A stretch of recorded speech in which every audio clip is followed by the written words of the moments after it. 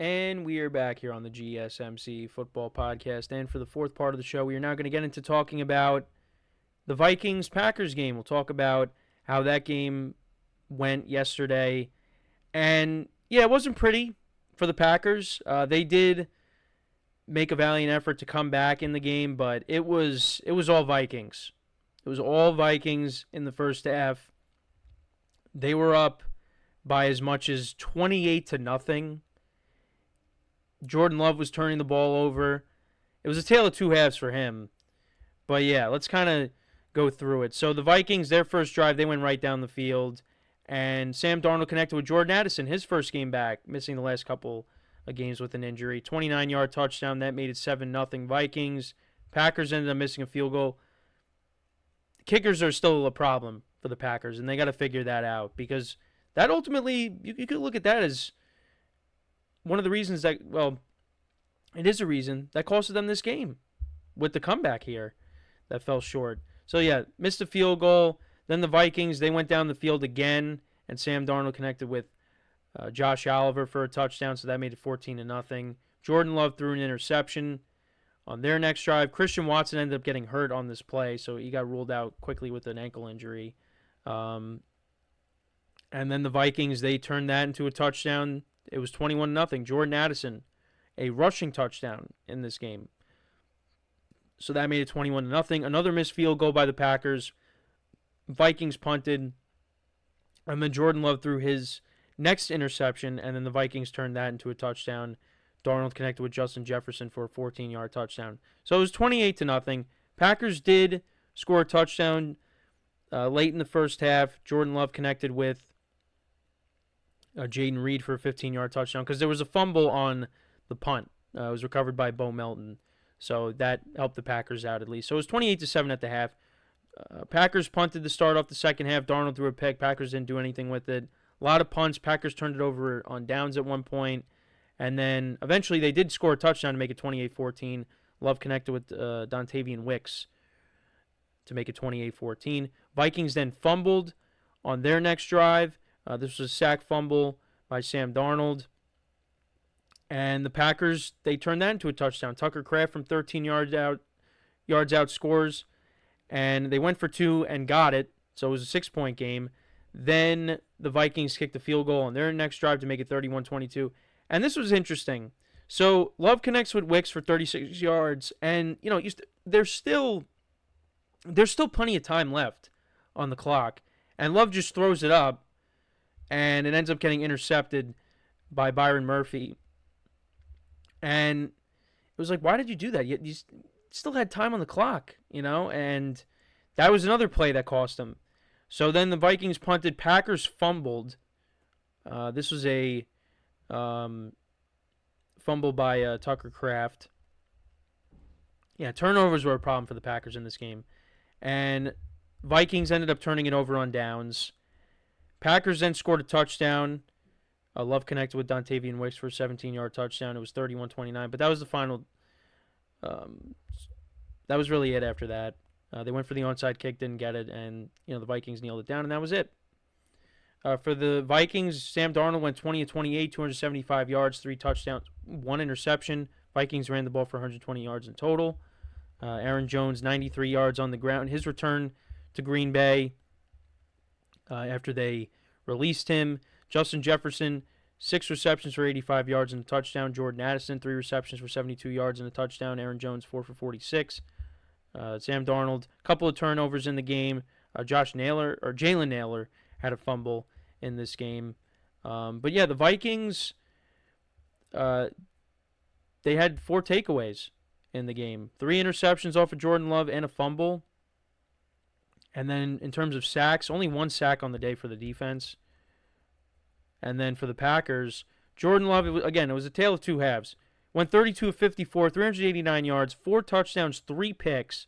Packers really couldn't run the football because they were playing catch-up the whole game. Jaden Reed continues to have a good year, 7 receptions for 139 yards and a touchdown.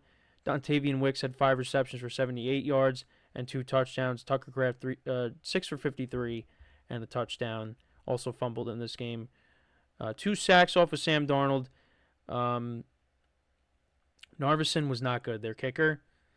Yeah, 0 for 2 on field goals, and that kind of costed them, because they only ended up losing by 2 points.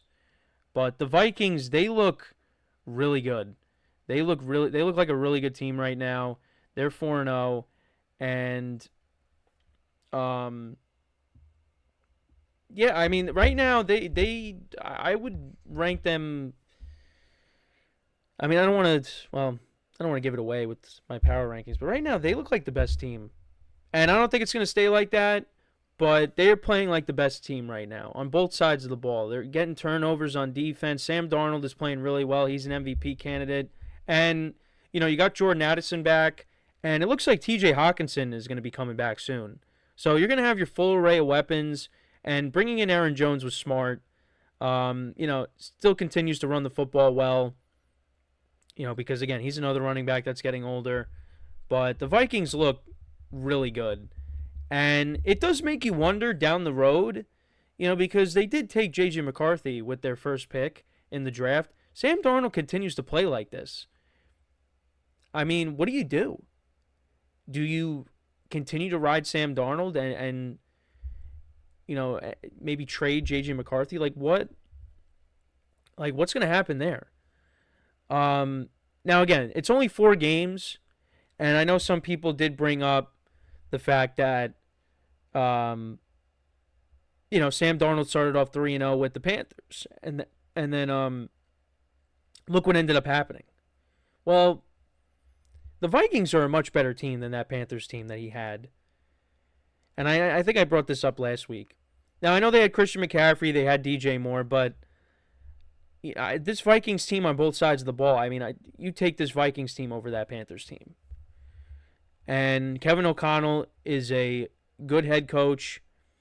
And, yeah, I like where the Vikings are at right now. When you took a look at this schedule, there was really no gimmies. Other than the Giants game, they were taking on the 49ers and the Texans and the Packers in Lambeau, and they're going to be taking on the Lions soon. They're taking on the Jets, which, I mean, the way the Jets played yesterday, I mean, that you would lean more towards the Vikings right now. You said, yeah, I mean, Vikings might not have a good record right now. Well, at this point, they're undefeated.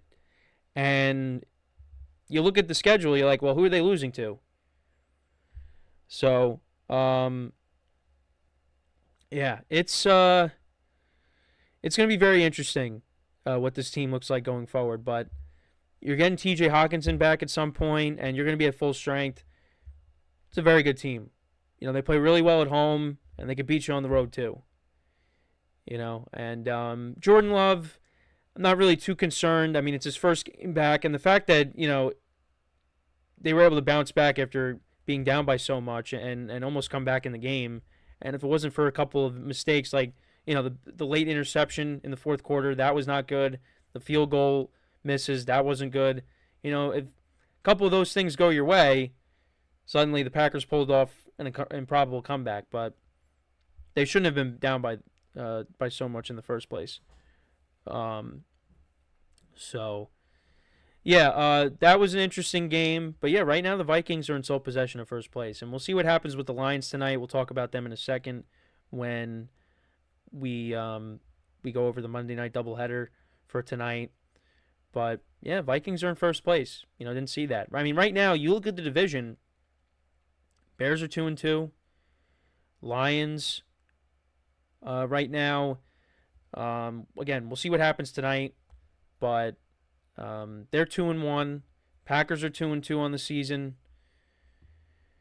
This division is one of the best, if not the best, in football right now.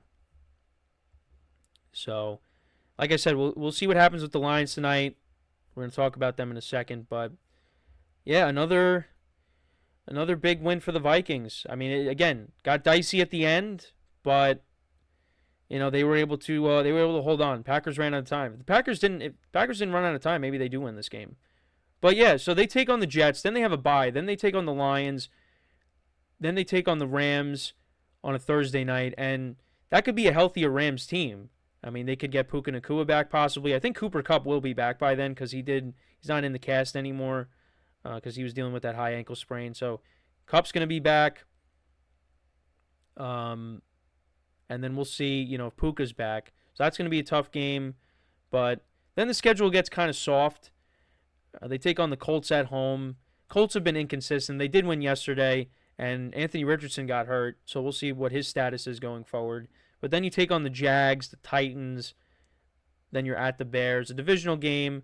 Home against the Cardinals, home against the Falcons, home against the Bears, at Seahawks, home against the Packers, and then at Lions. So, there are a lot of winnable games in there. It's a mix of tough games and winnable games.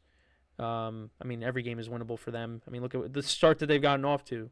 So, Sam Darnold right now, 11 touchdowns to 3 picks. He's been great. He is up there for MVP. But again, you got to see how long he keeps this up for. So, but you got to like what he's doing. And again, down the line, the Vikings are going to have a tough conversation because, like I said, they drafted J.J. McCarthy.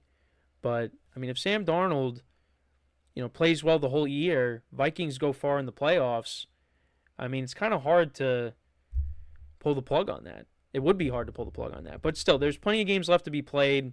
We'll see if Sam Darnold could keep this up. But so far he has. And it's been against really good teams. So, we'll see. But they're 4-0. And, they have been very impressive. I had them at 6 or 7 wins? They're already, they're going to have more than that. They're definitely going to have more than that the way they're playing. So. But yeah, with that now, we are going to take our final break of the show. And then when we come back, we will discuss the Monday night games for tonight. Dolphins, Titans, Seahawks, and Lions. So for one final time today, stick around, and we'll be right back here on the GSMC Football Podcast.